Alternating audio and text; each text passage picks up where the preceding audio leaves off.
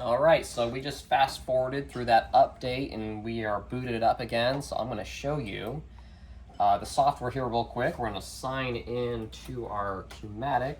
Oh, get the password right the first time here. All right.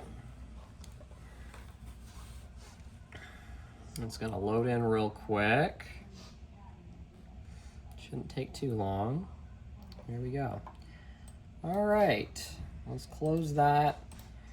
And all right, so we're back on our main screen. So you can just double tap your Qmatic software like you always do. It'll load up, and there you have it, okay?